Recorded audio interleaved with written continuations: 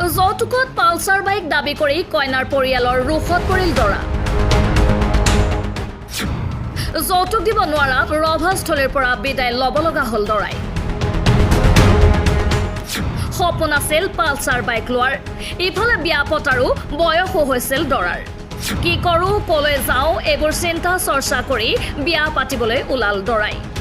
অৱশেষত কইনা চাই বিয়াৰ দিন তাৰিখ ঠিক কৰি কইনা নিবলৈ আহি দৰাৰ পিতৃয়ে বিয়াৰ ঠিক আগমুহূৰ্তত ফোন যোগে কইনাৰ পিতৃক পালচাৰ বাইক আৰু ফাৰ্নিচাৰ দাবী কৰাত উপাহীন হৈ পৰে কইনা ঘৰৰ মানুহ।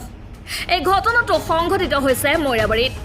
মৰিগাঁও জিলাৰ মইৰাবাৰীত যৌতুক দিব নোৱাৰাত ৰভাস্থলীৰ পৰা বিদায় ল'ব লগা হ'ল এজন দৰাই।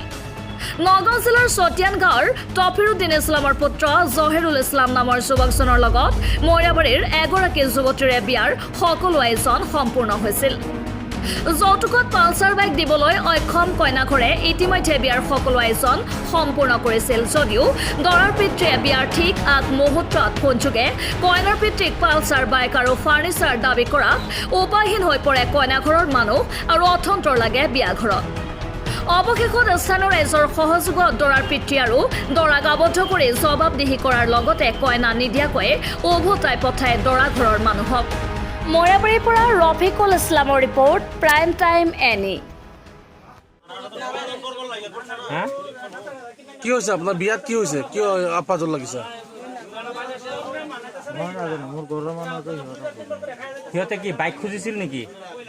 আপুনি গম নাপায় নেকি যে আপোনাৰ দেউতাকে যে আৰু আপোনাৰ মাকে আপোনাৰ বাইটিয়ে যে হেৰি খুজিছিলে, বাইক খুজিছিলে যে?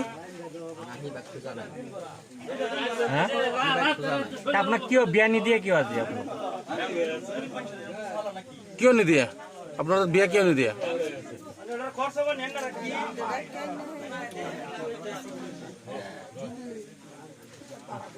কিয় নকয়? কিয় মাত নিদিয়ে? কিয় বাইকৰ বিষয়ে আপুনি নাজানে নেকি?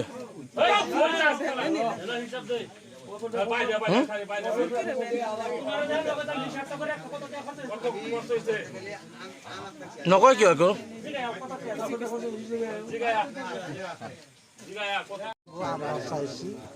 আপোনালোকে খুজিছিলে বাইক? কালি আজি বিয়া, কালি আপোনালোকে বিয়া খুজিছে, হেৰি খুজিছে, বাইকটো খুজিছে কালি। একদিনৰ ভিতৰত কেনেকে মিলাই দিব? দুখীয়া মানুহ বাইকটো কেনেকে মিলাই দিব? আমাৰ বাড়ি দেখে আসছে, তাৰপৰে আমৰা কইছি যে বাইক